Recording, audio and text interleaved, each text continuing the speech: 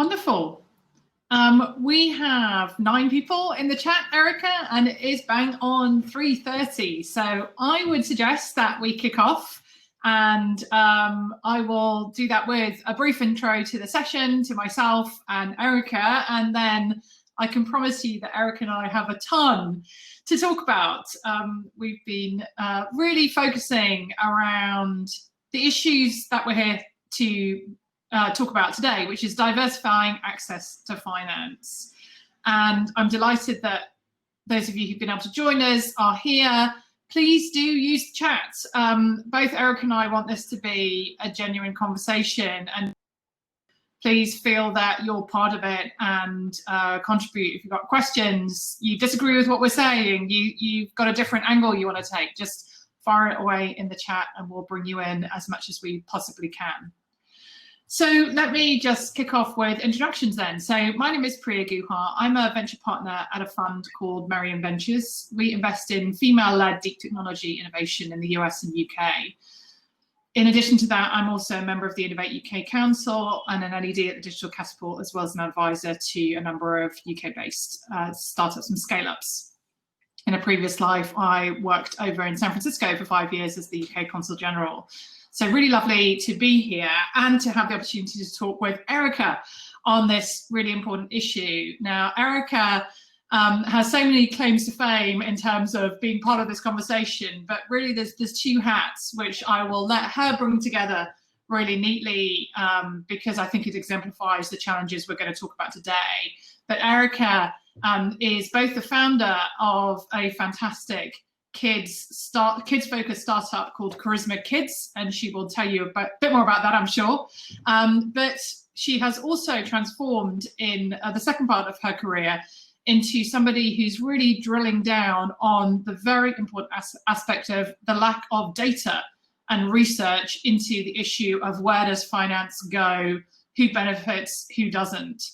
And she started off doing that as probably a side project at the beginning, but then it converted into what's now a PhD on the subject of access to finance.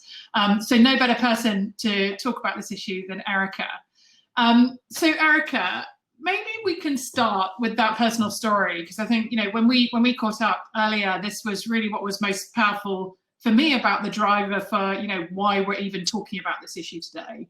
So tell us about your journey to founding Charisma and then the research side. Sure. So first of all, thanks for being here with me today, Priya. It's an absolute honour to share the stage with you, and thanks to the team that have put this all together. But as you say, I started Charisma Kids back in 2012, and that was with a view to helping children between the ages of 3 and 8 to develop emotional intelligence skills. So I'm a mum of 5. I had 5 then young children, and I wanted to ensure that the games that they were playing were games that were going to be enabling for them rather than ones that were going to be consuming them. And so I set about finding a co-founder and going through the motions and setting up this company. And I guess for the first few years, things went pretty well. We were invested in by Wira Unlimited, and the business was growing. I did a deal with KD Interactive that saw us preloaded to around 2 million children's tablets. And so we launched with that deal in the bag and were revenue making straight out the gate. So I thought that it was going to be a fairly easy road to kind of making that company successful, because we'd done all of the things that we were supposed to do. But in around 2015, when the second funding round had fallen through because of the fact that I was either being offered terms that were, one set of terms I had included that founding members of the team would never vest 50% of their shares, for instance. and various other ridiculous things like that, that I realised that actually Charisma Kids had become my 6th baby, and I was literally killing my baby. And I was killing my baby not because I couldn't run the company, but because of the fact that I was a Black female founder. And I started to think about what it was that I would be able to do in order to try and overcome the circumstances that I found myself in. And there literally wasn't that much. It was either go and find a co-founder that more fit the bill than my child psychologist, completely qualified co-founder did, or just have Charisma Kids run as a business that does amazingly. We ended up being preloaded to around 15 million devices. We still make money. It still washes its face, but it's never really been able to achieve the scale that it should have been able to achieve as a startup, particularly when it's in the mental health space, and is a tech for good startup that actually does do what it says on the tin in terms of helping children to develop emotional intelligence skills. So I guess for me, that was pretty disappointing. I went through the kind of motions of saying, right, okay, it's my fault. I'm going to go off and go and get an MBA. And so I did that. And then I became a research fellow at King's College London. And while I was there, I started to look at how I could use AI to really start to dig into the data and to understand whether it was truly my problem or whether it was actually an industry problem. I started to see some of the data coming out around female founders, which has been fantastic. And the journey since 2017 and Me Too has been an enlightening one for us all, in which we've seen kind of investments in females generally skyrocket.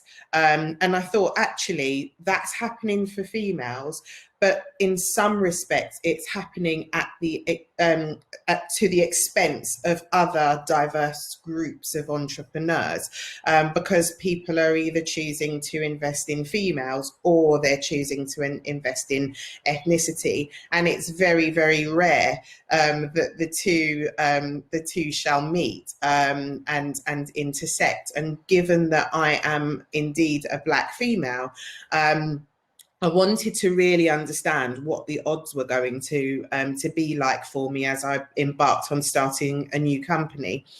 I joined an accelerator program, an incubator, got to the phase of starting up a company and started to have conversations with investors back in 2018, and realised that I was having this exact same conversations that I was having in 2015 when they were asking me questions about, you know, what I was going to do about having children, not knowing that I've already had 5 children that are all adults now, and the various, you know, where it starts at that point, and then you get the, okay, come back when you've achieved X, and then you go back when you've achieved the X, and they're like, right, no, what we actually meant was Y.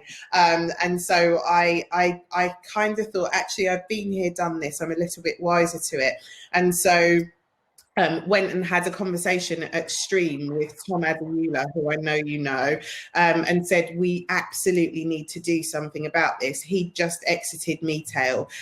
He is exemplary of what an underestimated founder can do if given the opportunity. He provided returns to his investors. He's an all-round great guy. And I thought, actually, let's work together and see whether we can't start to use data to tell stories like ours, and help investors to see that they're actually missing out on a slice of the pie. So rather than it just being morally right to start to invest in more diversity, we want to actually show that diversity provides greater returns. And we've seen that through the Rose Review. We've seen that through female entrepreneurship. And it's a case of how do we extend that conversation to now start to include other groups. So let's drill down on this research focus then, because as I was telling you when we caught up, one of the things that really struck me is that without having the data, it's so hard to make the argument, because you and I see it anecdotally day to day with what we hear from friends and people in our community. But the reality is that the data is sometimes the most powerful tool in these sorts of conversations. When some of us were earlier in the year a bit concerned that the big government intervention to try and support businesses around COVID might end up in the same hands rather than getting out to broader groups, one of the things that we were trying to do is, in crafting the response, make sure that we're using really good data to back up the argument. And you're absolutely right.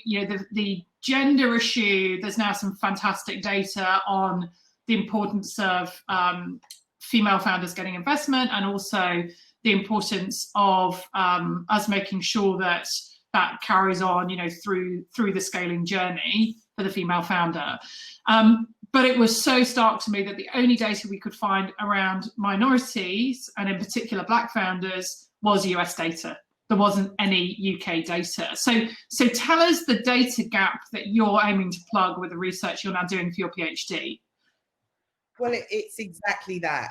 So we are at Extend Ventures. I am the head of research at Extend Ventures, and working with the London School of Economics and Political Science to do my PhD in the Inclusion Initiative. And so the initiative is specifically geared towards increasing levels of inclusion around gender and ethnicity. And indeed other protected characteristics. So at Extend Ventures, over the summer, we've just concluded a research report. Sorry, I can see my dog in the background, and I'm just hoping he doesn't start barking. He's welcome to join. He's rather gorgeous if anyone's watching. So he might just come and wag his tail and join the conversation, as he did earlier. He does exactly as he pleases. So I was saying that not him, at Extend Ventures, what we're doing is collecting the data on the investments that have been made into first venture capital within the last 10 years. We have that data now. We're crunching and report writing and looking to release that data into the market. It's the first quantitative study of its kind that really starts to look into where money has gone from the perspective of both gender, ethnicity, and then we've also added educational background as well, so that we can start to understand how much funding is going to those founders that have had elite educations versus those who may come from lower socioeconomic backgrounds and unable to afford such an education. So we're looking at those three characteristics specifically, although we've collected data on the age of the founders, the location of the businesses, and really started to analyse that. Once we've released this report for venture capital, we are then going to be starting to analyse angel groups and indeed some of the innovation funding that has been devolved out over the same period. Fantastic. And I think that also brings to light one of the things that I think is now increasingly becoming recognised as one of the core issues here, which is not, that someone has one trait. So I come in this as a woman, or I come in this as a minority, or I come in this as LGBTQ+. It's the intersectionality piece that can be quite complex. Are you hoping to be able to get some info on the intersectionality element as part of your research? Oh, absolutely. So we've collected data on how many founders have received investments, and then looked at the as you say, the intersection between each of those data points to understand how many males who are Black had tier one university educations and then received funding versus how many didn't, etc. So we have a plethora of data now that starts to give us a real understanding of the complexities of the issues, but then also gives us some hope for the future and some ideas around some of the interventions that could be evidence-based and start to lead to some change. I've seen that Janet's asked the question here in light of the data, what can women and ethnic entrepreneurs do to increase their chances of investment? And I'm going to give me the answer you gave me earlier. So I think that there are two schools of thought on this, and there are some that say, you know, we need to be working 10 times as hard and doing everything that we do and more in order to convince the status quo to start to invest in us. I'm more of a let's take the path of least resistance, find the co-founder that we need to be able to secure the investment, do the business, grow and scale the company, exit, and then become the investors that we want to see in the room. I think that as women, we have a duty, and those who have gone before us have a duty to ensure that we are then cycling back and investing in those that we want to see entering the arena. And it's a case of, if we can start to do that and get there by any means necessary in order to do that, then I don't see that as being shameful. I often say that, you know, I've started a company, it's called Cami, and I am in the process of hiring a male co-founder who will be the CEO of the company. And that just simply is because the investment market is not ready to see me yet. And because it's not ready to see me yet, do I keep trying to shoehorn myself into the space and make them see me? Or do I give them exactly what they want to see, grow the company,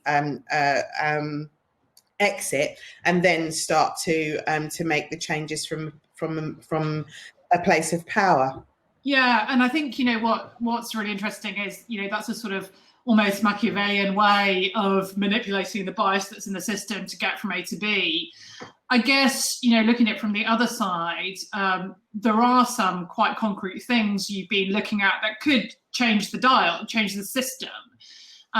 You know, you and I were just sharing earlier that Ada Ventures has launched a new program, I think today, to mark Ada Lovelace Day as well, of Ada's Angels, where they're giving an amount to angel invest to 5 individuals from significantly more diverse communities across the UK, which I think is a really interesting way of just forcing that change, that investment in different communities, different entrepreneurs that we need to see. What is it out there that you're seeing that you think could just really change the dial on this? So I'm really impressed with what's been seen over in the States from Kapoor Capital.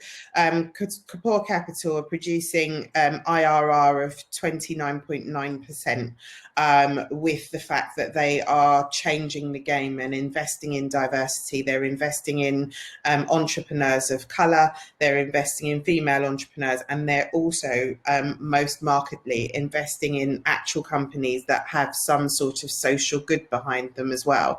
And so not only are they getting better returns for that, they're actually impacting the environment and indeed communities as well, which for me is the complete sweet spot of investment. But then we can also see some great work happening from Atomico. They started the Atomico Angels initiative, I believe around about a year ago now. Actually, that may have been the second cohort, so I think it's been a couple of years, where they've started to invest 100k into angels who who are then able to go and invest in people that look like themselves. The fact of the matter is we live in a biased world. And to turn around and expect those biases to disappear overnight because we provide a research report that says that those biases exist, I think is a little bit optimistic. So we need to start to take some steps in the right direction, and taking steps in the right direction will be to I think for government to start to act on this as well, and to start to introduce quotas that say that women represent 50% of the population, and we need to start to move towards 50% of the investments, and minorities represent 25% of the population, and we need to start to move towards 25%, and each of the minorities within that BAME category that I dislike quite vehemently, you know, that your Asian entrepreneurs, your Southeast Asian entrepreneurs, and your South Asian entrepreneurs, etc. Everybody gets their fair share, so that we are all able to partake in one, the algorithms and the technology that's being created for the future, but two, some of the economic wealth that will then start to alleviate some of the problems that we're seeing in our individual communities. When we look at the fact that through COVID, minority communities are in some cases 4 times more likely to pass on or be severely affected. I kind of think that actually we are at a point where if we are ever to even envisage building back better, we're going to need to do that with some sense of equity and social justice.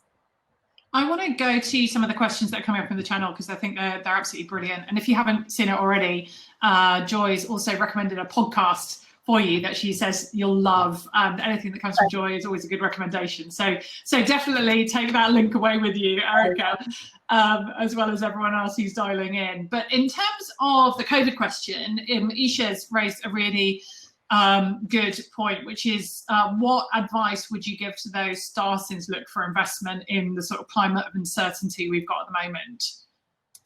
So if female entrepreneurs are going to continue to say that actually I'm not going to find a male co-founder in order to tick a box, then they are in a position where female founders have attracted around 7% of the money that was invested into venture capital last year. 13.2 billion was invested and just 7% went to female founders. If you have a male co-founder in your team, that doubles to 13%, and all male teams are 10 times more likely to get the money than an all-female team. So those are the odds that we're working with, and I think that it's really important to know that, so that you are forewarned and forearmed, because what you need to know is that if you are going to be an all-female team, that you're going to need to put your absolute best foot forward.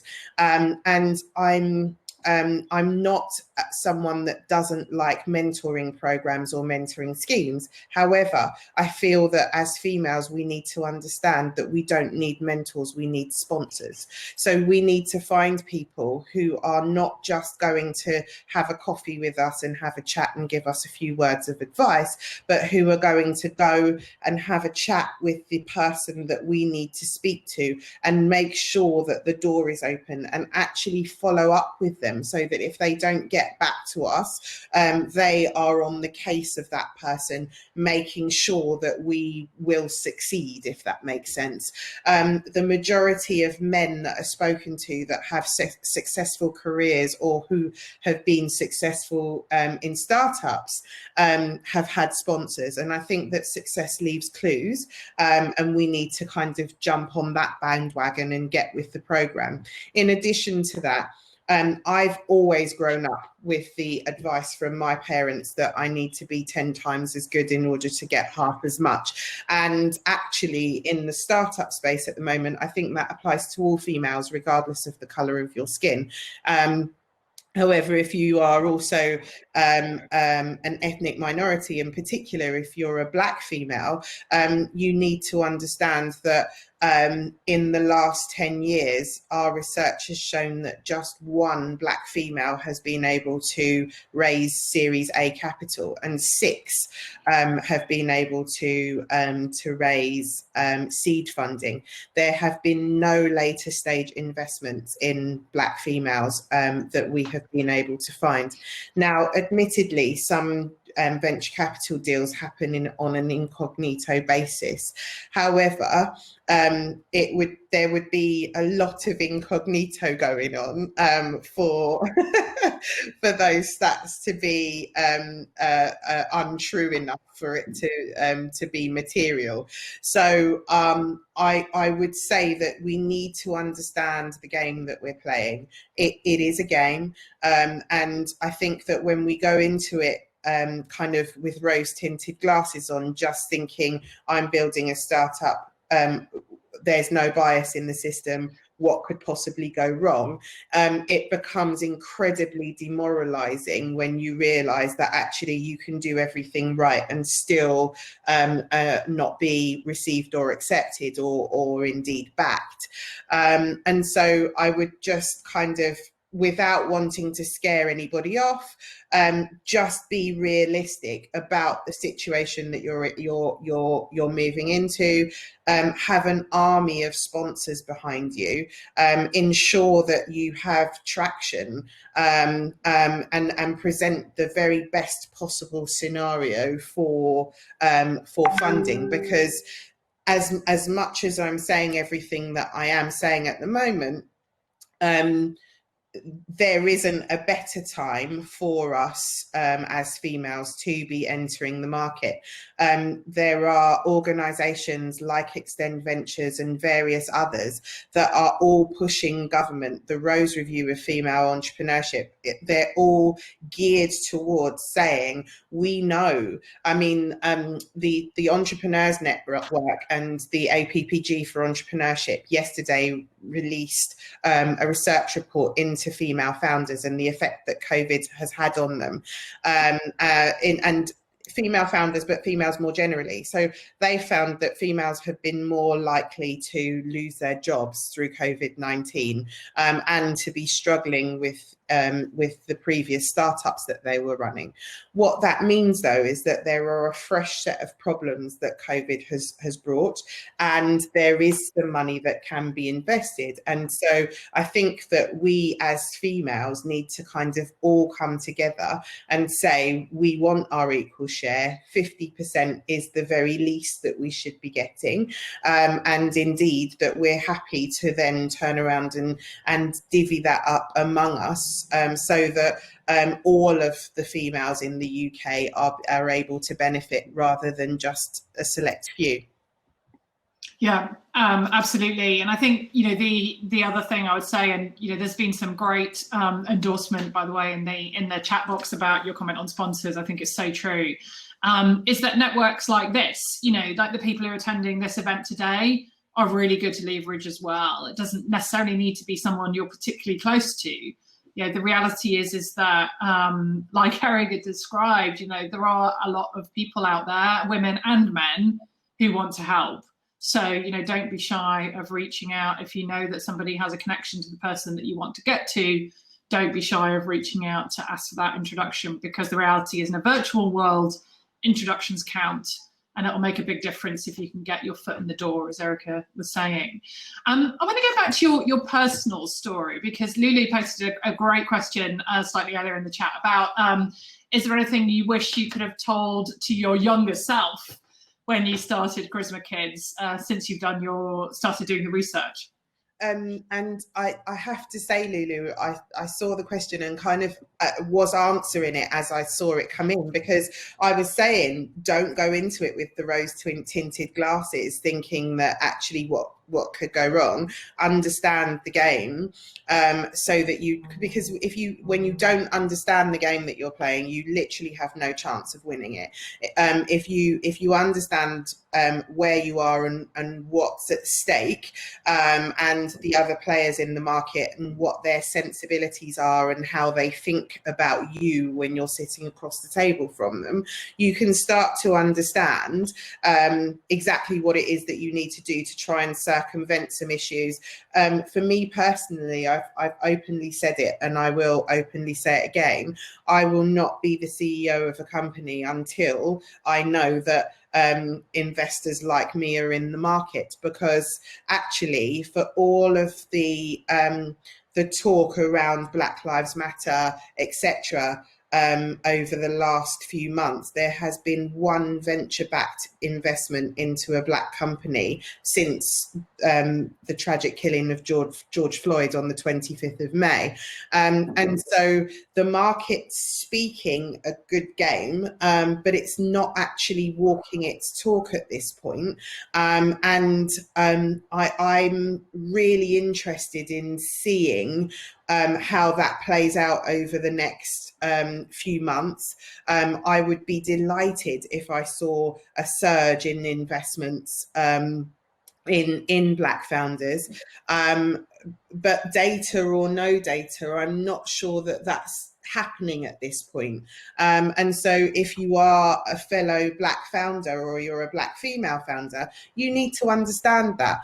And if you understand that, it's a choice. Do you want to make the decision to start your company now? Do you want to delay that a little bit until the market has changed significantly enough? Or do you want to turn around and say, actually, who are the founding team that I put around me, and which of those people have the best chances of getting money? When we've looked at things from an educational perspective, we found that 40% of the money that is invested at seed stage in the UK goes to founders who have been to what we classed as an elite institution.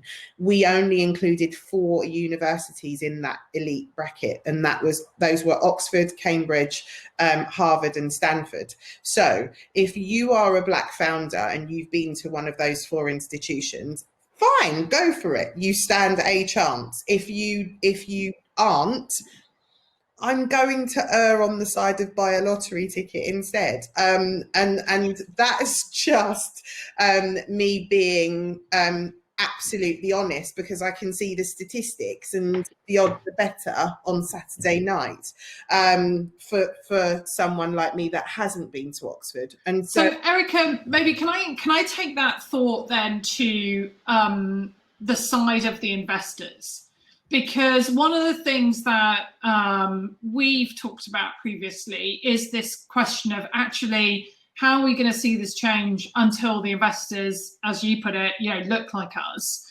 And there is, a shift starting at some of the lower levels in VC in terms of sort of associate level, and some good programs that are trying to bring people in sort of lower down the food chain. But is it changing the dynamics? See, I think that what that's doing is actually skewing the numbers and making the situation worse, because what tends to happen is that we're making diversity hires that are interns and scouts and the like, and because we're doing that, LPs are then saying, actually, they have diversity, I can put my money into that fund now because they're a diverse fund. All of the diversity hires don't have decision-making abilities, and if they do, that because they are either a female or an ethnic minority in most cases, when they are going to bring deals to the table, they have to be mindful of their position in the company. So it's far easier for that person to turn around, I will join with the 7 other people over here and do exactly what I know is going to work, rather than go against the grain and then come next year be fired, if you see what I mean. And so we have to think about giving all of the responsibility to one person to fix something in an institution that has been sort of heading in the wrong direction for a number of years. So that's one thing. And so I'm an advocate for making sure that we hire diversity at partner level, or at least at decision-making level. And those are some of the recommendations that will be coming out, because if people are able to make the decisions and they don't see that there will be any ramification for making those decisions, they will make first better decisions, and then they will invest more readily in people and companies that aren't the status quo. So certainly, I think that that's one thing that we can do to move things forward. Another thing that we can do is really start to put pressure on government and LPs to invest in Black and brown and female-led funds and LGBTQ plus led funds, so that we can have our own biases and invest in people that look like us, and ensure that we are able to proliferate some returns that way. I think that we've seen some really good statistics coming out of the States, and indeed from Atomico Angels, showing that this works. But I think that what we also need to be mindful of is that we do things in a meaningful way. Because if we turn around and say that the average white male founder's first check is £1.3 million, and then we turn around and give a Black founder £10,000 and expect them to produce similar results, we are setting bias into the process with which we are trying to solve the problem, and therein we're going to have unintended consequences and results. So I think it's really important to not do or to not take knee-jerk reactions and just say, oh, I'll do that, but to really look at the implications of those actions, and then, you know, what that's going to mean long-term for the people that you're trying to support. It's really interesting, because in both of those examples that you've given us around VC, they're sort of like vicious cycles in essence, because most partners at a VC fund will be putting their own money in. And how do you make your own money? Well, it's usually because you've been involved in a startup before. So you end up with that sort of negative cycle, essentially, where people who have had access to the money then make the money, then become the ones who give out the money. And so there's a real sort of challenge of breaking that. And I think it's the same to your example of sort of UK government or others supporting money going into funds led by diverse teams, because so often the question is, you know, you're a first-time fund manager, how do I know you're going to be able to deliver? So how do you break those dynamics? So one of the ways in which I've tried to look at this was to start to understand where this money really came from. So part of the research that I've done, and the report that will be coming out, looks at the origins of venture capital. And actually, I've been able to trace the origins of venture capital back to the shipping industries. And those ships happen to be carrying goods that were connected to transatlantic slavery. And then if we look at industries such as insurance and banking, and all manner of industries that have then since gone on to plough their money into venture capital, we'll find that there are links that go straight back there. And so this research has been done by UCL. The legacies of slave ownership speak about the compensation payments that invested in the railroads that then invested in, and you can literally trace the money right the way down to venture capital today. And so I'm not sure that we get to say that people have made the money in the way that they necessarily think they have. And I think that the entrepreneurs that we're speaking about, certainly in the report that I'm writing, have been locked out of that wealth creation that was almost made on their ancestors' backs, if that makes sense. And I think that there is something that says that we do need to start to open things up a little bit, and just enable people to partake. the fact is that I know there are 171 live venture capital funds in the UK at the moment. All of them must have been first-time funds. Therefore, some of the people within those funds must have been first-time fund managers. If it was safe enough to take a bet on them, then it's safe enough to take a bet on us. And I think that a lot of the patriarchal language that came out of slavery in saying that actually we needed to be shepherded or chained or forced to do whatever has really kind of remained pervasive in society, in that people think that we need another mentorship program, or we're that stupid that we need another training course, whereas actually we just need some funding and to be able to crack on and grow our businesses is the honest answer, if I can be so frank, Priya. No, you should be. And it's actually a great point to close off this session, because I think the reality is, Erika, the insights that you're going to be able to publicise through your research will really help shift this debate. So, on behalf of everyone who's been involved in the chat and asking questions, thank you for sharing your insights with us. And we look forward to hearing much more as your research carries on. So thank you so much. Thanks everyone for dialing in, and back to the main sessions. Thank you. Thanks for having me.